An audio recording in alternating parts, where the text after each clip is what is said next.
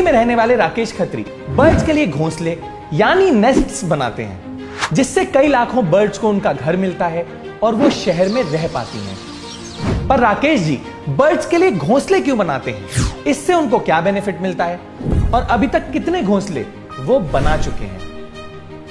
हम सबको याद होगा कि कैसे बचपन में हमारे घरों के आसपास बर्ड्स आती रहती थीं, पर फिर पेड़ कटते गए और बिल्डिंग्स, फैक्ट्रीज, इंडस्ट्रीज कंस्ट्रक्ट होती गईं। और क्योंकि बर्ड्स अपना घोंसला ज्यादातर पेड़ पे ही बनाती हैं, तो बर्ड सिटीज से विलेजेस की तरफ जाके बसने लगी। हम सब ने इस प्रॉब्लम को नोटिस किया, पर राकेश जी ने इस प्रॉब्लम को सिर्फ नोटिस ही नहीं किया, बल्कि इस प्रॉब्लम को सॉल्व करने की रिस्पॉन्सिबिलिटी उठाई। मेरा बचपन पुरानी दिल्ली की गलियों में बीता।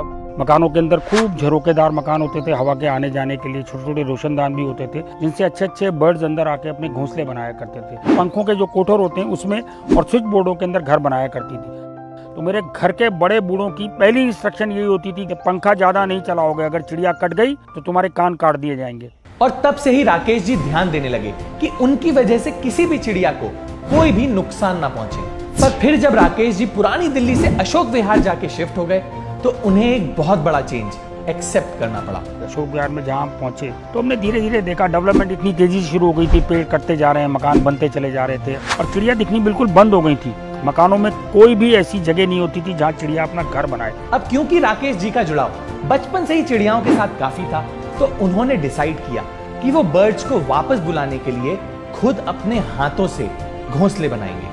तब तक साउथ से हरा नारियल पीने के लिए बहुत दिल्ली में आने लगा था और मैं जगह जगह देखता था कि ढेर लगे रहते थे, लोग पी के उसको फेंक जाते थे। तो एक दिन हमारे ग्रुप ने एक छोटा सा प्रोग्राम बनाया, हम 10-12 नारियल वहाँ से उठा के ले आए, उसके मुंह को थोड़ा सा बड़ा करा, उसके अंदर खूब सारे अखबार डाल दिए, उसके चारों तरफ एक फेविकोल की हल्की सी लेयर और आटे की लेई मिला के बनाई और उसके ऊपर कूलर की जो साइड की घास होती है वो चिपका दी, उसको सुतली से बांधा, उसके आगे एक दातुन का ऐसे डंडी सी लगा के और उसको हमने पेड़ के ऊपर टांग दिया। फिर राकेश जी और उनके कुछ दोस्त उस घोंसले को देखने लगे, पर एक भी चिड़िया उसमें नहीं आई। आसपास के लोग उनका मजाक भी उड़ाने लगे, जिस बात से राकेश जी बहुत डिसअपॉइंटमेंट हुई।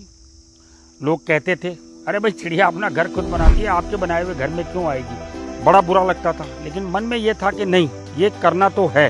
राकेश जी फेलियर से डरे नहीं और ना ही उन्होंने लोगों की बात सुन के अपना डिसीजन चेंज किया, बल्कि इस चीज ने उन्हें और मोटिवेट किया और वो सुबह से लेकर शाम तक इस प्रॉब्लम का सॉल्यूशन ढूंढने लगे। तो एक दिन मैंने एक चिक वाले को देखा जो चिक की पतली पतली डंडियों से चिक बना रहा था।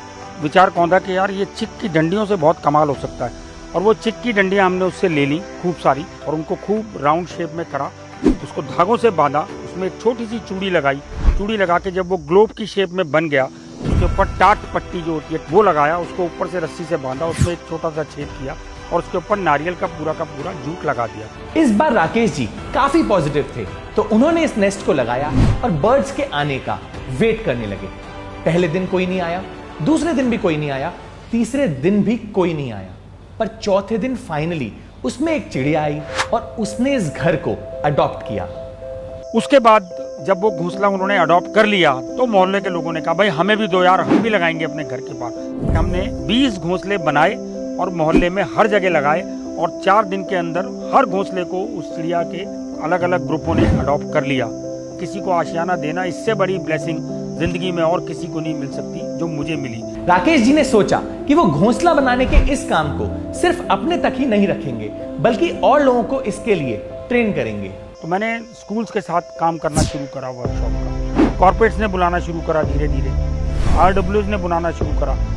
80 साल से लेकर के 6 साल तक के बच्चों ने हमारी वर्कशॉप अटेंड करी और सबसे ज़्यादा खुशी उनको तब होती है कि आपके बनाए हुए किसी आशियाने के अंदर किसी दूसरे ने आके अपनी जगह बनाई, उसमें अपने बच्चे दिए और बच्चे देने के बाद जब उड़ गए तो दूसरे किसी पंछी ने उसको अडॉप्ट कर लिया। राकेश जी अभी तक 2,50,000 बच्चों, बड़ों और बूढ़ों को घोंसला बनाने की ट्रेनिंग दे चुके हैं, जिससे कुल मिला के 1,25,000 घोंसले उन्होंने खुद या फिर उनकी ट्रेनिंग की वजह से बनाए गए हैं। अभी इस साल वर्ल्ड बुक ऑफ रिकॉर्ड ने उसके अंदर हमारे 1,25,000 घोंसलों का सर्टिफिकेशन जारी किया है। लिम्का बुक में 2 बार हमारा नाम है। हाउस ऑफ कॉमन्स लंदन के अंदर हमें ग्रीन एप्पल अवार्ड मिला, जो कि स्पैरो कंजर्वेशन के लिए बेस्ट था।